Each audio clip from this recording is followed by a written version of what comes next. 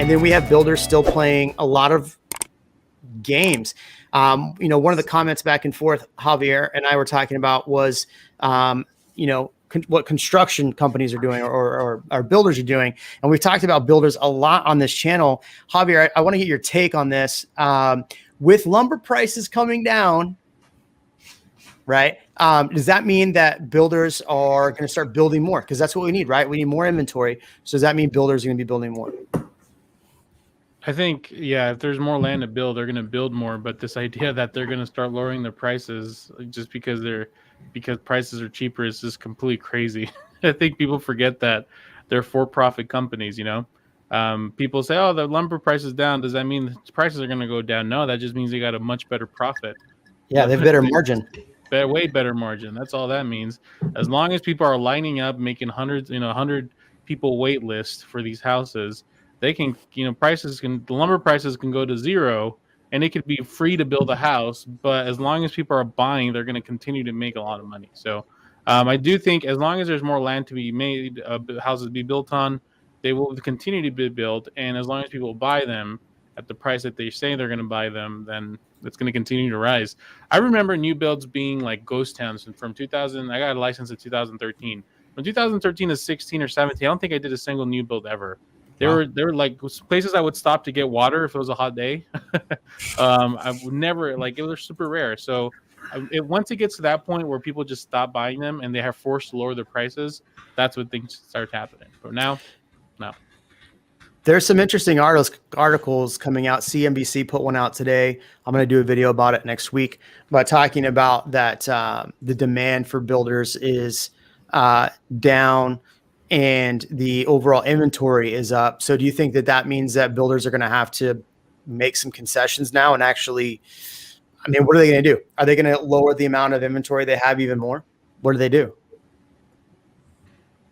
It's a good point. I don't know. I think when they start getting desperate, they'll start bringing back incentives because I don't know. At least here in Phoenix, they stopped giving incentives. So the incentive became to get one, not necessarily hey, we're going to pay your closing costs for you.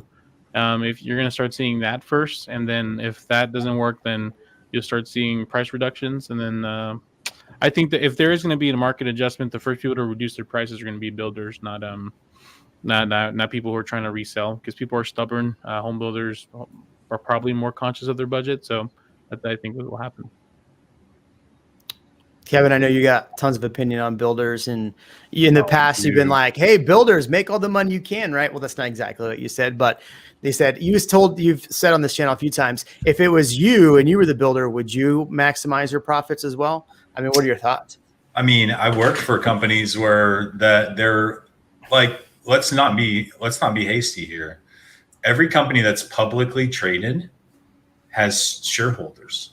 Yes. Their desire is to meet the shareholders' requirements and maximizing profit every single year because their bonus depends on it. Their quality of life, the CEO, the CTO, their quality of life depends on those companies making profit or not being the good guy. Let me tell you how messed up that entire, and trust me, I believe in the benefits of capitalism relative. I do. However, there's also this layer of corruption across everything, and it's all driven by money and power. Let's just be straight honest with you. So these companies right now, the builders, they're getting while the getting's good. They're living this dream of, hey, the yields are good in real estate right now. We can get away with it. Let's just do it. They don't care about the end user. They care about end profit. Let me tell you how messed up a lot of this stuff is. I found an article. You guys know It's a Wonderful Life, right? Mm-hmm. Who's that movie? Who's the good guy in that movie? Do you know? You probably haven't seen it as many times as I had. Apparently. Yeah. It's Jimmy Stewart, right? Who runs the building and loan, right? And so he has this money, he loses the money, and then the whole rest of the movie is going to take his own life. And then at the end of the movie, I'm sorry, spoiler alert, you've had 100 years to watch this movie. If you haven't seen it. But they do this little Christmas party at the end. He's like, oh, I've changed my life. And then his wife got everybody together and they all raised money for him. And all is saved and blah, blah, blah. Christmas is served forever. I found information.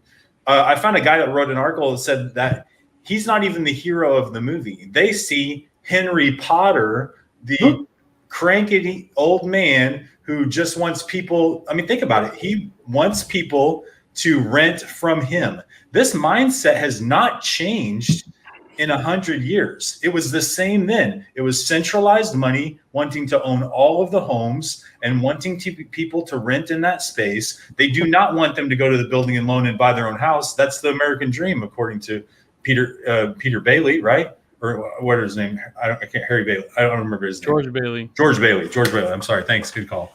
But anyways, they're actually saying that Henry Potter is the good guy in that case because he just wants what's best for people. He's keeping the building and loan afloat. He's giving them the loans. He's giving those people a quality of life that they can deserve. I mean, you got to be kidding me. That's what I'm saying is like, we see this from our perspective, but these guys don't feel guilty about what they're doing because they see that they're offering people something that they want.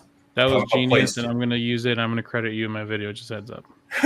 Yeah, I like that. Thanks for watching this short of the REALMigos podcast. For more live streams, hit here. For more clips, hit here. We'll catch you on the next one.